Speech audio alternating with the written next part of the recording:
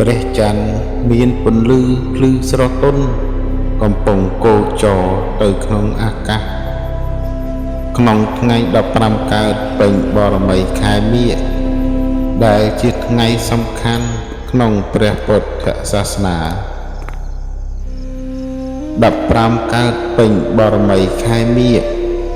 ជាថ្ងៃសំខាន់មួយក្នុងព្រះពុទ្ធសាសនាដែលពុទ្ធសាសនិកជនទាំងបព្វជិតទាំងក្រហមនាំគ្នាប្រារព្ធធ្វើពិធីបុណ្យមាឃបូជា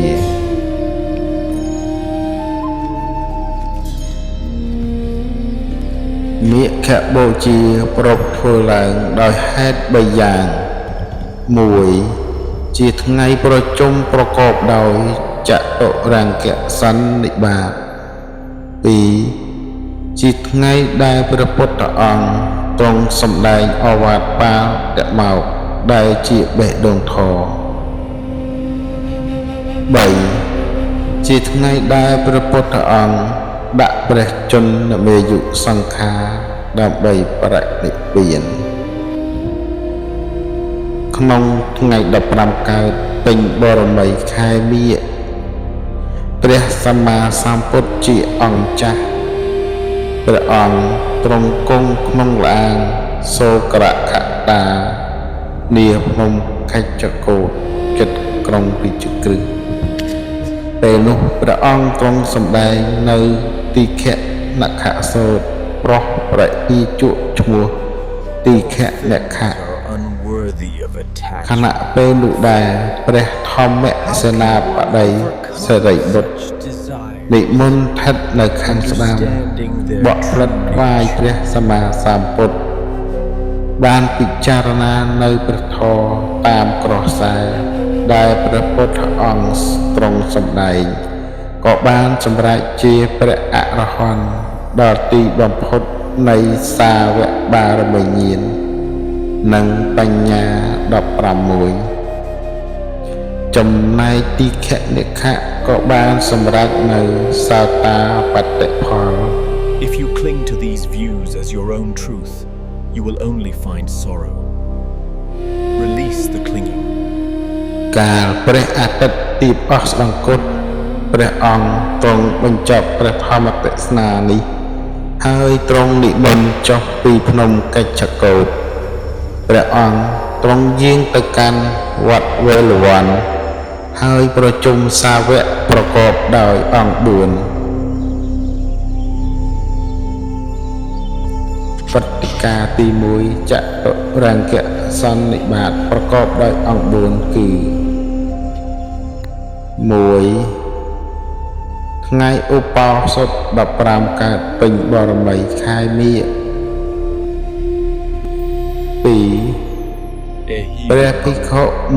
1250អង្គប្រជុំគ្នាតាមធម្មតារបស់ខ្លួនមិនមានអ្នកនិមន្ត3ព្រះភិក្ខុទាំងនោះសុទ្ធតែជាព្រះអរហន្តអភិញ្ញា6 4ព្រះភិក្ខុទាំងនោះសុទ្ធតែជាអេហិភិក្ខុបតិកាទី2សម្ដែងឱវាទបាតមោក្ខដែលជាបេះដូងធម៌ក្នុងថ្ងៃ15កើតពេញបរមីខែមាឃបន្ទាប់ពីព្រះពុទ្ធអង្គទ្រង់ត្រាស់ដឹងបាន9ខែគត់កាលព្រះអរហន្ត1250អង្គបានជួបជុំគ្នាហើយព្រះពុទ្ធអង្គទ្រង់សម្ដែងនៅឱវាទបាតិមោក្ខាខន្តីបរណង្តបោតិតផានិព្វានង្បរមង្វត្តន្តពុទ្ធានហេបពយតោបរពខេតីនិសមនោហោតិបរង្វហេតយន្តោអភិវាសនខន្តីពោលគឺសេចក្តីអត់ធន់ជាតបៈធរដ៏ឧត្តមព្រះពុទ្ធទាំងឡាយតែងត្រាស់ថាព្រះនិព្វានជាគុណជាតិដ៏ឧត្តម បុគ្គលណាសម្លាប់សត្វដទៃបៀតបៀនសត្វដទៃបុគ្គលនោះមិនឈ្មោះថាបព្វជិតឡើយបុគ្គលណាសម្លាប់សត្វដទៃបៀតបៀនសត្វដទៃបុគ្គលនោះមិនឈ្មោះថាសមណៈឡើយសព្វបាកាសៈអករណង្កុសលសោបសម្បទាសចិត្តបមយោតបណੰអេតាំងពុទ្ធាអ្នកសាសនੰការមិនធ្វើបាបទាំងពួងការបំពេញកុសលការញ៉ាំងចិត្តរបស់ខ្លួនឲ្យផូរផង់ទាំង3នេះជាពាក្យប្រដៅរបស់ព្រះពុទ្ធទាំងឡាយអានុពវាតោអនុពខេតោបាតិមកខេចសង្វរោមត្តញ្ញុតាចផន្តស្មឹងបញ្ញបញ្ចសយនាសនੰអភិចិត្តទេចអាយោគោអេតាំងពុទ្ធាអ្នកសាសនੰការមិនពោលតេះដៀលការមិនបៀតបៀនការសង្រួមក្នុងបាតិមកភាវៈជាអ្នកដឹងប្រមាណក្នុងផតទីដេកទីអង្គុយដ៏ស្ងាត់ការបំពេញព្យាយាមក្នុងអរិចិត្ត